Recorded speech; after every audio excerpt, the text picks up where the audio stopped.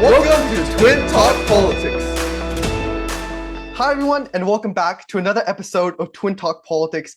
And today we are joined by Professor Donald Green, Burgess Professor of Political Science at Columbia University. And he is widely regarded as a leading expert on political and voting behavior and what many consider to be the father of randomized field experiments in political science. And Professor Green is one of the most influential political scientists of our generation, having profoundly shaped both the discipline itself and our own understanding of it. So, Professor Green, I think it goes without saying how much of an honor it is to be talking to you right now. Thank you so much. I'm very flattered, and it's a pleasure and an honor to be with you. All right, cool. Thank you so much. And I'm not sure if you know, but we actually have a tradition on our podcast where the first question for all of our guests is a question of dumb luck. So if it's not very evident by our very handsome facial features, we're twins. So we're wondering if you could take that 50-50 guess at who do you think is Jason and who do you think is Jerry, just based on our different colored backgrounds. You know, I really would flip a coin. Maybe you're Jason. No, unfortunately, that's wrong. I'm Jason, the one in the yellow background. I'm slightly chubbier, so that's a good indicator of who's who. But no worries at all. The majority of our guests get it wrong as well.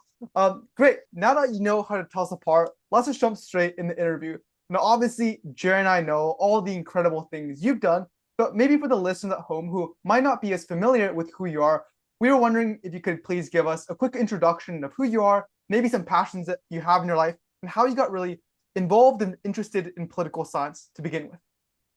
That's a great question. I've always been interested in politics. I think it was one of those things that emanated from dinner time conversations with my parents and brothers when I was a kid. My father had a policy. I don't know that this is politically correct anymore, but it was in the 1960s and 70s that no one could get up from the table until they were excused, and you were never going to be excused until we had a discussion. So he would bring a discussion topic to the dinner table, and he would light up a cigar, and the discussion ended when the cigar was done. So that was basically every single night, and my brothers were, highly intelligent. My parents were highly intelligent. And so by the time I got to college, I felt, very, very much at home in the context of a seminar. That was essentially what it was every night. Cool. Thank you so much for your story. That was really interesting. As we said beforehand, Jerry and I are incredibly excited to discuss so much of your work. And we love to start with sort of at the fundamentals of all campaign work. One facet of your work that we find especially intriguing is what you describe to be the historical shift in strategy from persuasion, which dominated prior to the 2000s, to the exponential rise of mobilization from 2004 onwards, and what we see predominantly today as well. And I'm sure Professor Green will definitely explain this far, far better than me. But persuasion aims to alter voter preference, such as those of swing voters, so that when they cast their ballots, they vote for your candidate. Whereas mobilization tends to concentrate on ensuring that existing supporters actually show up to the voting booth and vote. And as your research shows, one key difference between the two often comes down to the groups being targeted. So persuasion tends to focus on high propensity voters, which often just turns out to be older and a bit more affluent, while mobilization centers on already partisan supporters. I know we have a lot of questions on this, but firstly, we just wanted to ask you, what do you see sort of as the structural reasons or factors that drove this shift from persuasion to mobilization? I think it's a great question. And I have a few more things to say about the points you just made, so we maybe can circle back to them. For sure. The advent of mobilization-oriented campaign strategies in presidential elections in the United States really dates to the early 2000s, when, in the wake of the very, very close 2000 election, both parties were thinking about how they could ratchet up the number of votes in anticipation of another close battle. And both sides in their polling discovered that there were relatively few swing voters, relatively few voters who were willing to, kind of cross party lines. Roughly 90% of party identifiers were going to vote with their party. Right. And it was at that point that Karl Rove and others in the Republican Party began experimenting with voter mobilization oriented tactics. And in a way that was a new equilibrium in American politics, because It meant that campaigns did not have to go to the center in the hopes of persuading voters who were independent or cross-pressured between both parties. And it also meant that donors could, in some sense, have their key needed too, because they could fund campaigns that were somewhat more fringe. And if their candidate was successful, they'd end up with a somewhat more ideologically extreme, legislature to work with, or in some cases, the president himself. So the idea was that both parties were quickly all in on a mobilization oriented strategy, and that's what 2004 became famous for. Now, 2008 was kind of a strange case because it was a mobilization oriented strategy on the Democratic side, but the Republicans were relatively disorganized with the Kane campaign. And I think that Romney was not necessarily well positioned to run a mobilization campaign in 2012 because he wasn't regarded as kind of a movement Republican. Right. But nevertheless, the idea took hold, and either through mobilization tactics or through a greater focus on the kinds of things that would bring voters to the polls, um, campaigns ultimately did play a role in precipitating higher levels of voter turnout. And in 2000, we basically hit a century high mark for turnout. Cool. Thank you so much for that answer. And just jumping on that, we know in partisan hearts and minds, you describe partisanship behaving almost like a stable social identity, akin to religion or ethnicity, rather than keeping a running tally of government performance. So even when conditions do change, most voters stick to their party, rationalizing or filtering that new information through a partisan lens. And today, nearly 90% of Americans see political polarization as a major threat to the country. And just given how entrenched polarization has really become, we just want to ask about the potential ramifications of modern mobilization strategies. And we actually got to see firsthand how candidates completely or oftentimes neglect new voters, young voters, and constituents with opposing viewpoints, while focusing almost exclusively on loyal past voters. And I think there's immense harms to this, but specifically for the youth, and especially given the first vote effect, which shows that those who cast a ballot in their first eligible election are substantially more likely to become lifelong voters, we end up losing a lot of like these important voters towards our democracy.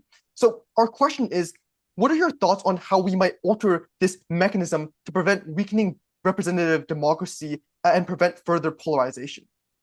Well, it seems like there's a lot wrapped into that question. I would say, in some ways, I agree that in high salience elections where large numbers of people are expected to turn out, candidates have a decision to make. Should they try to mobilize their stable supporters or try to, basically turn their opposing voters into supportive voters. Yeah. This tends to be a call that campaign consultants make in favor of focusing on high propensity voters, in part because they're known quantities. And they find that low propensity voters are not only harder to move reliably, but they're also harder to reach for all sorts of reasons, including the fact that they tend to move very frequently. So, to make a long story short, I think you're right that campaigns tend to focus on high propensity voters, and the question is what can be done about that. Mm-hmm. Well, I don't think that it's really in equilibrium for campaigns to remedy that problem because they Yeah. seldom have a kind of clear opportunity where they're going to make vote gains by reaching out to low propensity voters. Instead, it's the kind of thing that maybe the kinds of group leaders who might have the ear of either young people or other groups that tend to vote at relatively low rates. Those kinds of leaders can make a big difference in terms of mobilizing their base and getting people who would otherwise not vote to vote, perhaps with the admonition that this is the way to get public officials to take notice of our group and Mm-hmm. to bring resources to bear for our group. So it can be a kind of group interest or group identity appeal. But whatever form it takes, I think that it's the kind of thing that is basically making up for the fact that many people do not grow up in households that are teaching them that voting is a norm. Right. Instead, they're often teaching them that voting is a kind of dirty business or that politics Yeah. is a mess and that you should stay out of it. So for all those reasons, you tend to have a kind of hardening of partisan divides and less focus on the kinds of people who would be in the middle. Cool. Yeah, thank you so much for your answer. And now we just kind of wanted to shift a little bit more towards voting and what many consider, including ourselves, as a holy grail of campaigning. Your book, Get Out the Vote. I think the book has been incredibly inspirational and influential, not only in Jason and I's own campaign work, but across the world as well. So first and foremost, thank you so much for all the insights that you packed inside the book. But in Get Out the Vote, I think you demonstrated that one of the most effective strategies are personal. So door-to-door canvassing, for instance, can boost turnout by as much as 7 percentage points, and the super treatments have even greater effects. And by contrast, techniques like robocalls or mass emails show historically no measurable impact. And I think this really highlights a paradox at the heart of modern campaigning, which is how can we preserve the high quality and the intimacy of the personal outreach while also scaling it in a cost-effective way to reach and mobilize millions of voters? It's a great question, and I think that this is in some ways, it's the key question of the Get Out the Vote book. Basically, the tension between quantity on the one hand and quality on the other.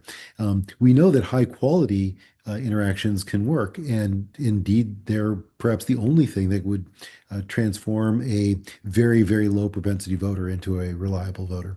Um, but apart from that kind of high quality interaction where you basically take somebody to the polls or you don't rest until they come vote with you, um, you have different gradations of perhaps less personal touch, but still some personal touch. And I would say that in one way, we're more connected than ever before. Mhm. And that would be through various kinds of modes of technological communication, social media, SMS, whatever you like.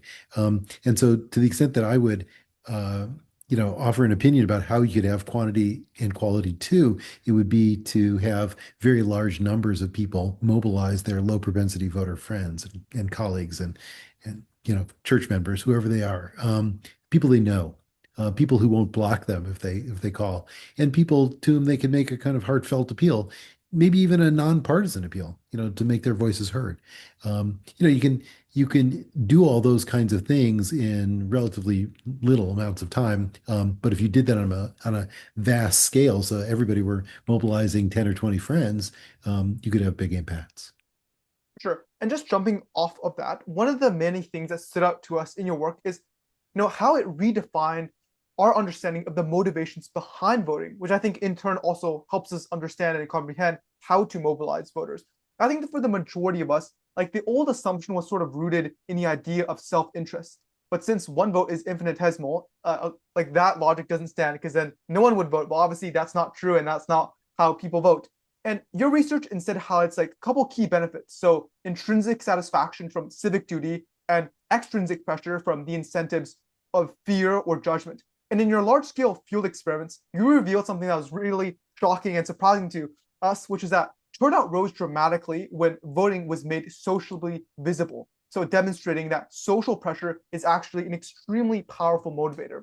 So from this, our question is, how can we sort of foster this sense of accountability and almost pressure in everyday life, not just through extraordinary interventions like neighborhood mailings or constantly, like pressuring and bombarding your neighbors, but by embedding it almost in our daily norms so that voting becomes an expected act of citizenship? It's tough to think about something that would be scalable, that would be Yeah. an everyday activity, but you could imagine doing this on a small scale within your social network. So, for example, prior to the next election, you could have a house party in which you invite people to show up and say that at the end of the party, we're all going to walk to the polls, or we're all going to take our mail-in ballots, and we're going to go to the post box.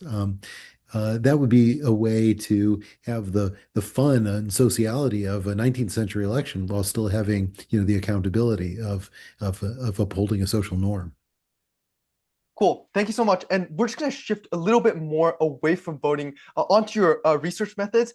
And I think it's safe to say you fundamentally reshape political science by bringing randomized field experiments into the mainstream, moving the discipline beyond its traditional reliance on surveys and observational studies inside an office at a desk. So could you share how you first became really interested in challenging those traditional norms? Well, in some ways, I really chalk it up to the work of and the thinking of Alan Gerber. He and I shared adjacent offices, and one day we got in an argument, and the argument lasted, I think, well over 2 hours, and it was Wow. essentially an argument that was about, what is the foundational bedrock knowledge in political science, things that we could really be absolutely sure of based on the kind of political science research up to that date, and that was a conversation we had in 1998. So to give you some perspective, and we argued for hours. And I remember he had an economics PhD, and so he was an outsider saying, what do you claim to know here in political science? And I was trying to defend political science by saying, what about this? What about that? And for everything that I could adduce, he could adduce a devastating counter argument, basically showing the failings of its research methods. And so by the end of the conversation, I alerted him to the fact that there was this age-old literature that had been long forgotten. If he wanted, scientific rigor on a scale that would impress even an economist, um, you could go back to the 1920s and 1950s and find a few instances of randomized field experiments in the era in the domain of voter mobilization. And so in the next few days, we set about to read those old studies. And in so doing, we discovered that even they had methodological infirmities, in part because they were misanalyzing their data. But apart from that, it inspired us to try to revive this long forgotten research method. Nobody had really done a randomized experiment in a long time. In fact, not a single randomized experiment conducted in the field had been published in any political science journal in the Wow. 1990s. It's kind of amazing. Wow. Anyway, so we were total novices, didn't really know what we were doing, but we made a go of it thanks to a grant that we got for, I think, $50,000. And we conducted a mobilization experiment in the city of New Haven. And that, I think, changed our perspective on research methods forever, because once you engage in that kind of activity, you realize that everything else is second best, and the kind of analysis that we were used to was basically reliant on ex cathedra statements, assumptions that, either you buy them or you don't. And the nice thing about experiments, as we were finding out, is that they had the capacity to convince a determined skeptic in a way that other research methods did not. And so that changed us both. Wow. Thank you so much for sharing that backstory. That was really interesting. Just following up on that, we know a lot of in your recent work, for instance, in Africa, studying mass media specifically to reduce violence against women. You achieved some remarkable response rates, such as high as 98%, with Yeah. answers much more detailed than those typically collected in the States. So our question is, just looking ahead for the field as a whole, what do you see as a future potential of field experimentation, both, I guess, in terms of expanding the kinds of research questions we can ask and also improving the ways that we collect sound data? It's a great question. Just by way of background, those studies conducted in East Africa, largely in Uganda and Tanzania, but now in other places as well, they were designed to assess the effects of mass media exposure to rural East Africans who would otherwise not encounter videos, or say a video that was recorded in their native language by local actors. And that was really something very new to them. And so, because only about 10 to 15% of the villagers owned televisions, this was the kind of medium that would really attract very, very large crowds. And in an area where the state has very little capacity, the average Ugandan, for example, say it's been 3 weeks since I last saw a police officer. Um, uh, the idea of mass media transmitting ideas and norms is an important and scalable and policy feasible approach. It doesn't require much money, and I think people can enjoy the edutainment, as it's sometimes called.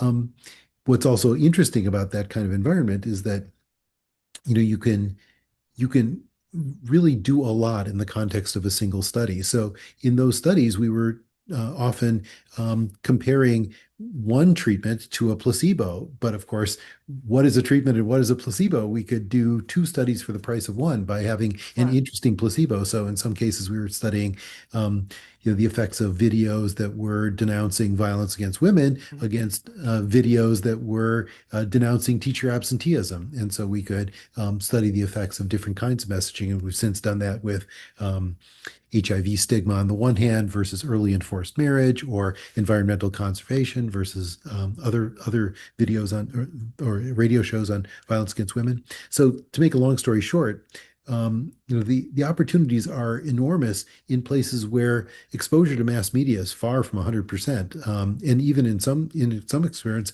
we were giving people who were too poor to own radios, which is a very inexpensive intervention that allows us to make very interesting insights in about the effects of exposure to mass media for the first time for very large numbers of people who don't have that exposure. So that's all to say that I think that those kinds of field experiments remain wide open, and I still am interested in doing them in part because social science has kind of fallen down on the job in answering basic questions about um, transmission of beliefs, change in attitudes. How do people update, and how do they update in particular about deep-seated social norms? For Last sure. thing I'll say is in reference to your point about very, very high response rates. One of the most enjoyable and interesting aspects of these studies was the fact that I got to go there to do some interviews with translators, far away from the cities, and basically talking to people about these issues one to one in a kind of unhurried setting. And I think what's interesting about that is that once you get into the rural areas, especially in areas where there's never been a survey, people are quite interested in the fact that you're asking them questions. In fact, people would say to me, really, my whole life, nobody's ever asked my opinion about anything, so I'm happy to Wow. share it. So it was a very interesting and unforgettable experience for me. Wow, super inspiring, and I think just super excited to see the actual impact that these sort of experimentation methods can have on people on the ground. And Jerry and I will definitely be excited to try some of them out in our own lives down the path. For the last part of the interview, we wanted to sort of shift gears a little bit and talk a little bit more about youth, since we're a podcast ran by youth.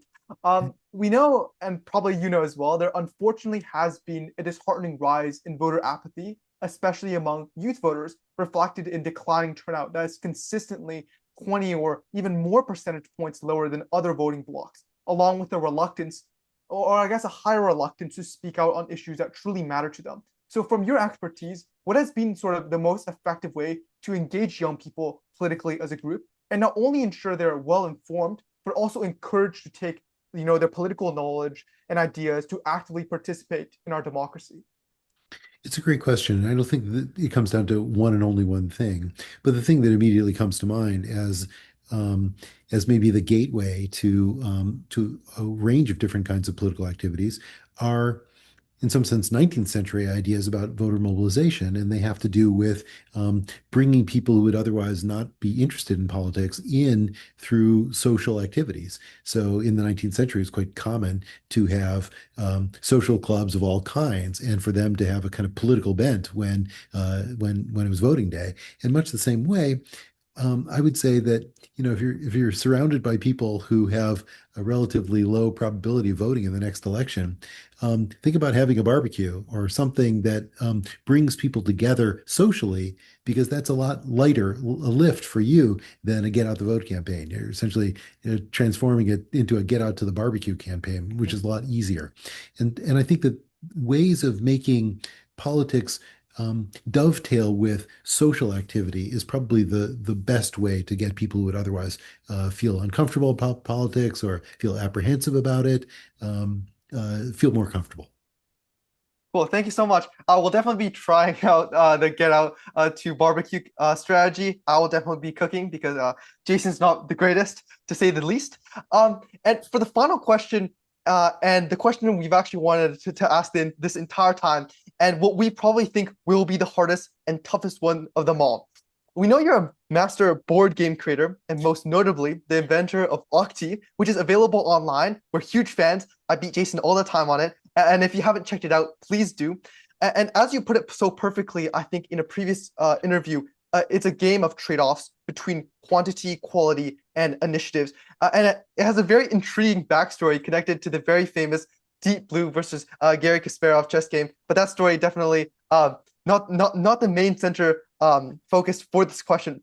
But what we've been really eager to ask is, as the game's creator, what is your favorite strategy when playing? And are there any specific tactics that you often resort to?